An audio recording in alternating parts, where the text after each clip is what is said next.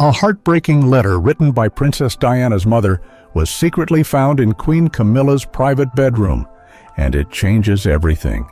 Princess Anne and young Prince George weren't looking for trouble, but what they found could break the royal family apart. The letter told of Diana's pain, her loneliness, and her feeling of being trapped behind palace walls. Queen Camilla had hidden it away, but now the truth is out, and it's ugly. Tune in, because this hidden letter might ruin Camilla's image forever and bring Diana's ghost back into the heart of the royal family. A letter that could destroy everything. It all began as something simple, nothing dramatic, just a normal visit, a walk through the quiet and elegant halls of Clarence House in early May 2025. But that peaceful visit turned into something massive, a moment that might shake the British royal family to its core. For years, people had been talking about modernizing the royal family, making it smaller and more focused. King Charles had talked about it many times. Even before he became king, he was known to support the idea of cutting down the number of working royals, the family members who attend events for the monarchy. Back when Queen Elizabeth II was still alive and celebrated her 90th birthday, there were about 15 of these working royals. King Charles wanted to cut that number down to just 8. The goal? Save money, look more modern, and present a cleaner public image.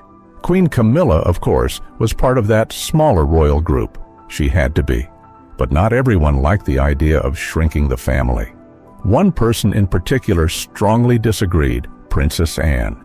She's always been proud, serious, and loyal. She's seen as the heart of royal duty. People close to her say she never supported the downsizing plan. She believes every royal who serves the crown, no matter how small their public role, is important. Each one is a piece of the puzzle that keeps the royal family strong and united. While that argument about the future was still going on, something from the past came back, something heartbreaking and dangerous. And it came from inside Queen Camilla's very own bedroom. Princess Anne and Prince George were just passing through Camilla's private space. It wasn't supposed to be anything dramatic. They weren't snooping. They weren't looking for secrets. But when they stepped into that room, quiet, still, and almost too calm, they saw something that would change everything. Camilla may have been away at her private home in Wiltshire, Ray Mill House. Maybe she had left quickly. No one really knows. But what they found in one of the drawers shocked them both. It was a letter, old, yellowed by time, carefully folded, and it was written by Frances Shand Kidd, Princess Diana's mother. This wasn't just any letter. It wasn't something casual or forgotten. This was deeply personal, full of emotion, and full of pain. In the letter, Frances described the last months of Diana's life, her sadness, her loneliness, her feeling of being trapped in the royal family. Even though Diana was loved by the public, seen as a princess of the people, this letter told a different story. It described a young woman who felt lost, ignored, and broken inside the palace walls. Frances's words were like a scream from the past. They described a world where Diana was surrounded by wealth and fame, but still felt completely alone. The biggest question now is, why was this letter in Camilla's private drawer? There are many possible answers, but none of them are good. Was it kept as a cruel trophy, a dark reminder of an old rivalry? Or maybe it was hidden on purpose, to keep it from being seen. Or maybe it was simply forgotten, buried under years of royal clutter. No matter the reason, the damage is done. The discovery is dangerous. Camilla has spent decades trying to fix her image. She went from being called the other woman to being seen as a calm, respectful queen consort. But this letter could ruin all of that. It could drag her back into the worst, most painful part of royal history, the story of Diana. And Prince George was there. He saw it. A child who will one day be king was there in that room when this secret came to light. It wasn't just history to him, it was real. It was now. And it was terrifying. For Princess Anne, who has given her whole life to the crown, the discovery was a heavy blow. She's loyal. She believes in keeping the family united. But this letter, this piece of the past, may have made her question everything. To understand just how powerful and painful this letter really is, we need to look at Frances Shand Kidd, not just as Diana's mother, but as her own person. Frances came from a wealthy background, but her life was filled with sadness. Her marriage broke down. Her bond with Diana was often tense and distant. But this letter, this discovery, seems like a mother's last cry, a desperate attempt to make peace. Maybe she wanted to be understood. Maybe she wanted to be forgiven. Maybe it was just her way of telling the truth. The quiet storm behind the smile. To understand the deep emotion and explosive impact of the letter found by Princess Anne and young Prince George in Queen Camilla's private room, we first need to understand the life of the woman who wrote it, Frances Shand Kidd. She was no ordinary person.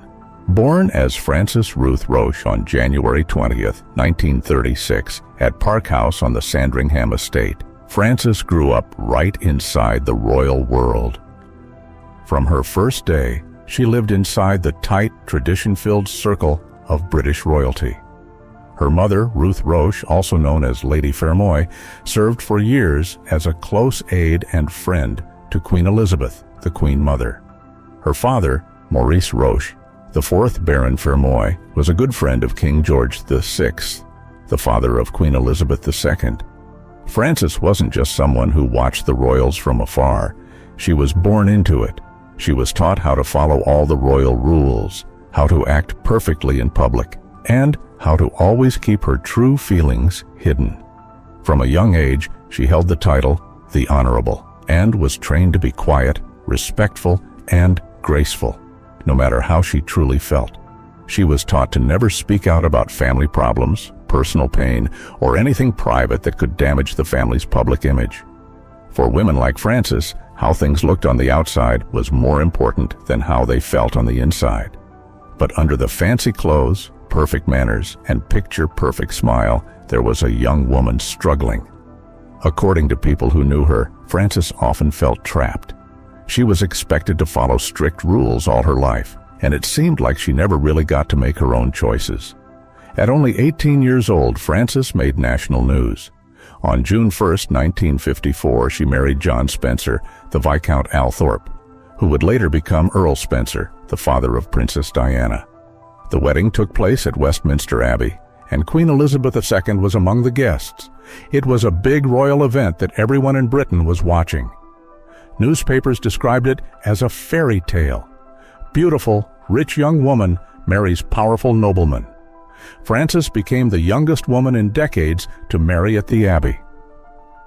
She stepped into a life filled with glamour, fame, and pressure. She was now Viscountess Althorp, and one day she would become Countess Spencer, in charge of one of the most famous estates in England. On the outside, she had everything: money, beauty, a big home, and high social rank. But behind the scenes, Frances felt overwhelmed. Her marriage, according to friends and later reports, was cold and distant. Her life was all about keeping up appearances, but inside she felt stuck and unhappy. Then, in 1966, someone changed everything. That someone was Peter Shand Kidd, a charming and wealthy businessman from Australia who made his fortune in wallpaper. Frances met him in London, and he was completely different from the strict, formal people she was used to. He was relaxed, fun, and not part of the royal world. Their connection was fast and strong. And in 1967, with 4 children at home, including a 6-year-old Diana, Frances did something almost unthinkable for a woman of her status. She left her husband. Frances walked away from her title, her mansion, her powerful family, and everything that came with it. She filed for divorce, a shocking act for a noblewoman in the 1960s. Back then, divorce was still seen as shameful in high society, especially for someone so close to the royal family. Her choice made headlines around the world and shocked the public. Instead of being seen as brave or honest, Frances was judged harshly. She was painted as the bad woman who abandoned her duties and her children. What followed was even more painful, a very public and bitter custody battle. Her private heartbreak was turned into public gossip, And the worst part? She lost custody of her children. The press focused on every detail of her life. They weren't interested in her sadness or her struggles. They wanted drama, and she gave it to them, whether she meant to or not. Her children, especially Diana, were caught in the middle of it all, and the scars from that time didn't fade quickly. They followed the family for years. Frances had hoped her new life with Peter Shandkid would bring her peace, but instead she found more pain. Her relationship with her children, especially Diana, stayed difficult for years. They tried to reconnect many times, but the wounds were deep. The past wasn't easy to forgive.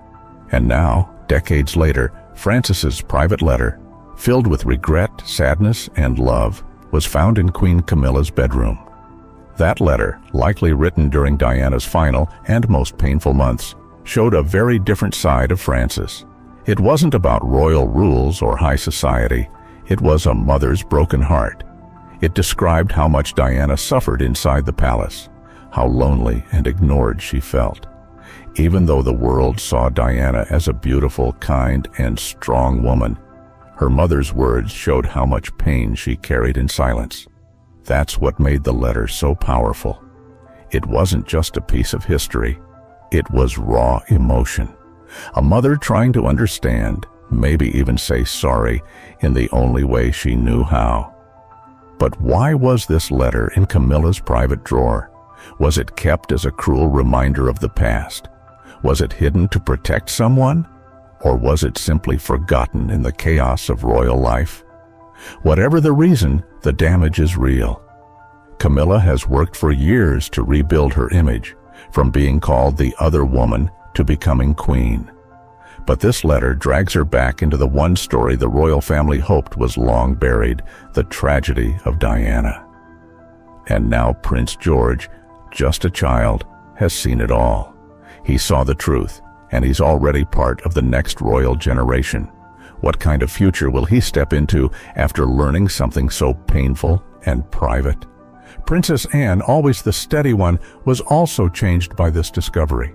She's given her whole life to protecting the crown, but that letter may have shaken even her strongest beliefs.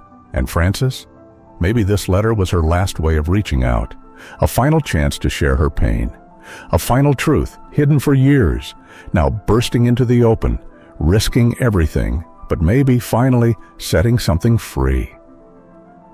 The wound that never healed, but the painful price of Frances Shandkid's personal rebellion, her desperate attempt to find happiness, didn't just stop with public shame or bad court headlines. No, it went far deeper. It cut right into the heart of her young daughter, Diana, who would later become the most famous woman in the world. When Frances made the life-changing decision to leave Althorp, the Spencer family home, in 1967, when she walked away from her marriage to Johnny Spencer, she likely believed she was escaping a life that was slowly breaking her spirit. Maybe she felt hope. Maybe she was desperate. But what she likely didn't fully realize was how her adult choice would completely shake Diana's world and change it forever. The painful truth of what Diana felt as betrayal became even more real during the bitter and public custody battle that followed in 1969. This court fight didn't happen quietly. It played out in the cold, formal world of the London Family Division Court, a place known for being strict and uncaring. But the biggest shock of all wasn't the battle itself. It was the person who stood against Frances, her own mother, Lady Ruth Fermoy, Diana's grandmother. She had worked closely with the Queen Mother for many years and was respected in royal circles. Yet she chose to speak out in court against her daughter. Lady Fermoy fully supported Johnny Spencer, Frances's ex-husband. She said he was the better parent and more stable for raising the Spencer children. This wasn't just a family disagreement. It was a deep wound made public. The moment Frances's own mother spoke against her under oath, it became a painful betrayal witnessed by the press, the public, and, eventually, Diana herself. The courtroom was already full of tension, but that moment filled the air with hurt and confusion. That sound of a mother turning on her daughter was louder and more lasting than anything the judge could say. In the end, the judge ruled in favor of John Spencer. He was given full custody of the 4 living Spencer children, Sarah, Jane, Charles, and Diana, who was just 6 years old. For Frances, this ruling was more than a legal loss. It was a personal nightmare. She had already lost her marriage and her social place in the upper class. Now she had also lost her children. She was allowed visits, but only from the side, no longer part of their daily lives. Her role was reduced to a guest, not a mother.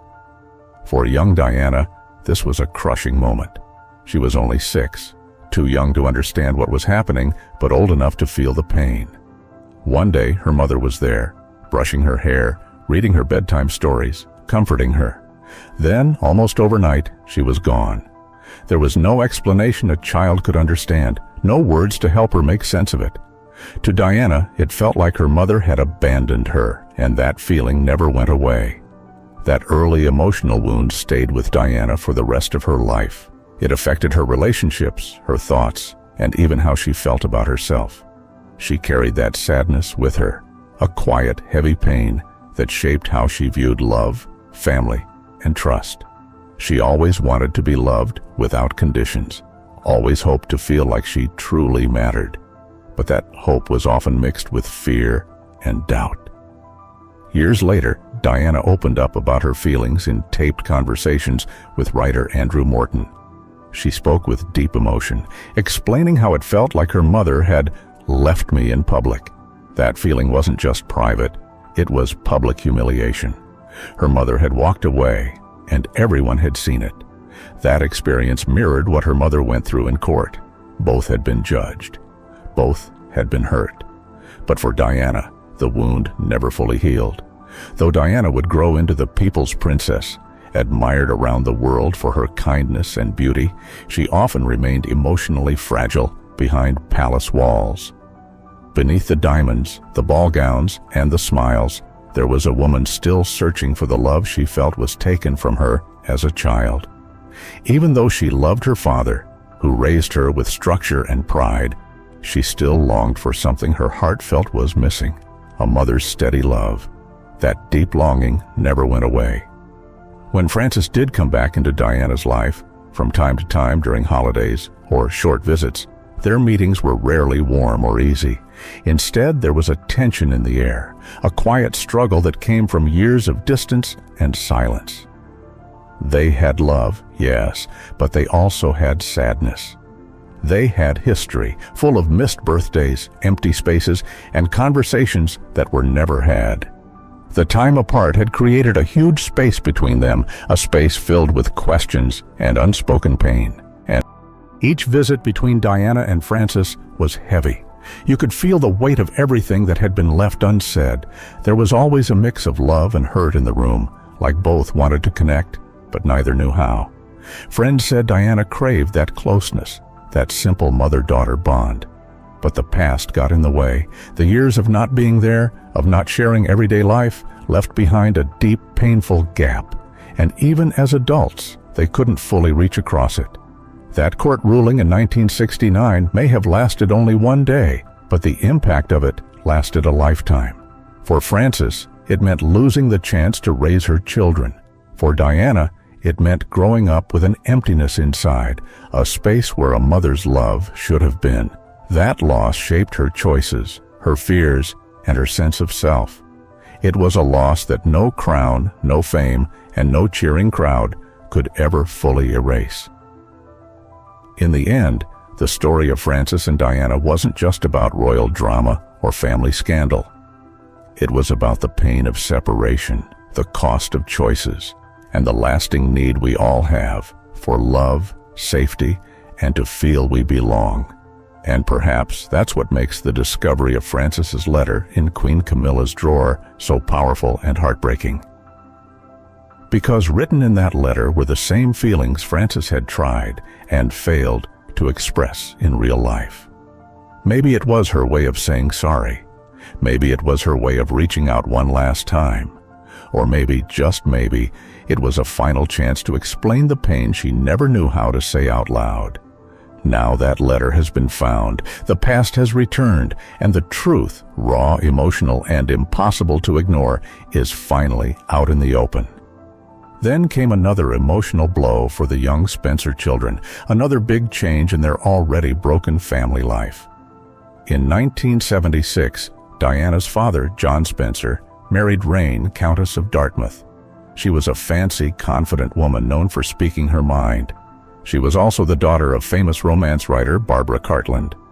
Right away, Diana, who was a sensitive and often strong-willed teenager, clashed with her new stepmother. It wasn't a quiet disagreement. It was full of emotion.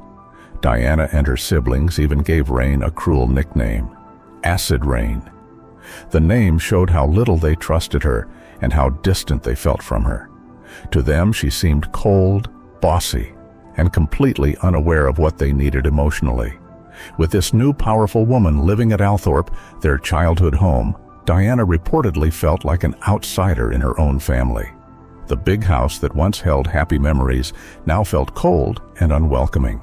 This made Diana feel even more alone. She no longer felt like she belonged. At the same time, Diana's mother, Frances Shand Kidd, was going through troubles of her own. Her second marriage, her supposed new chance at happiness with Peter Shand Kidd, was falling apart. After almost 20 years together, things had gotten worse and worse. In 1988, Peter reportedly left Frances for another woman. In a sad twist of fate, Frances was now experiencing the same heartbreak she had once caused others. Frances had once risked everything: her name, her reputation, her place in society, and even her bond with her children, for love. And now, just like that, she was alone again. But what happens when a mother who once lost her children in a tough divorce must now watch from a distance as her daughter becomes one of the most famous women in the world, and then watches as that daughter's fairy tale also falls apart? A crowned daughter, a silent rift, the final tragic act in a mother's story. The end of Frances's second marriage in the late 1980s left her alone once more. It felt like life was repeating the same sad pattern, but life wasn't done with Frances yet. One final unbelievable twist was waiting. In February 1981, her youngest daughter, Diana Frances Spencer, who was just 19 years old and working as a kindergarten teacher, got engaged to Prince Charles, the heir to the throne. It was the dream story everyone had been waiting for. Suddenly, Frances, who had stepped away from the spotlight after years of scandal, was pulled right back into it, whether she liked it or not. The press surrounded her again. The same high society that had judged her years before was now watching her closely again. But this time, they weren't calling her the bad wife or the divorced mother. Now, she was the mother of the future Queen of England. For Frances, it must have felt strange and unreal. The world that once cast her out was now treating her like royalty again, only because of Diana. But even with all this attention, the truth was far more complicated. Frances and Diana's relationship wasn't magically fixed by the royal engagement. It was still full of emotion and wounds that had never fully healed. The bond between mother and daughter had been badly broken when Diana was a child. Even with time and change, it never went back to what it once was. Yes, Frances was there on July 29, 1981, when Diana married Prince Charles in a massive royal wedding at St. Paul's Cathedral. She sat in a place of honor with world leaders and kings and queens. But many people said that she looked more like a respected guest than a deeply connected mother of the bride. She watched her daughter step into a whole new life of palaces, rules, and overwhelming pressure. Diana looked like a princess from a storybook, but the reality was much harder. As the years went by, Diana's marriage began to fall apart. There were too many problems. They weren't a good match. There was cheating, and the constant pressure of royal life made everything worse. And all the while, Frances watched it all unfold. She couldn't stop it, but she could see the patterns. The cold treatment from a spouse, the feeling of being trapped in a life that wasn't her own, the sadness behind the smiles. Frances had lived it too. But here's the big difference. Frances had left her marriage. She had chosen to walk away, even though it cost her almost everything. Diana didn't, not right away. She stayed. And later Diana said she stayed for one big reason: her sons. She loved Prince William and Prince Harry with all her heart. She didn't want them to grow up the way she had, feeling torn between parents, hurt by divorce. So, for years, she stayed in a marriage that hurt her. Diana also held on to a small bit of hope. She hoped that maybe, just maybe, things could get better. That her fairy tale might still have a happy ending. But it didn't, and deep down, Frances must have seen that too. While the public watched Diana's life play out like a movie, complete with castles, diamonds, and cameras, Frances saw the woman behind the crown. She saw her daughter's pain. She saw the child she had once comforted now facing heartbreak on a massive stage. And still, their bond remained strained. They had shared so much, but they also had years of distance, silence, and missed chances between them. Frances may have felt proud, sad, and helpless all at once. She may have wished things had been different. She may have seen too much of her own life reflected in Diana's struggles. The sad truth was this: no amount of titles or royal weddings could fix what had been broken long ago between mother and daughter. The media loved to show pictures of them smiling together, but behind those images were years of pain, confusion, and a love that never quite found peace. Frances Shand Kidd's life had been filled with love, risk, loss, and the pain of watching history repeat itself. She had lived through the fall of her own marriage and the heartbreak of watching Diana live through the same. And when the world looked at Diana and saw a princess, Frances saw her child, a child she had once held, once lost, and never fully got back. This wasn't just a royal story, it was a family story, a human story, a story of how love can be hurt by time, distance, and hard choices, and how even fairy tales can come with heartbreak.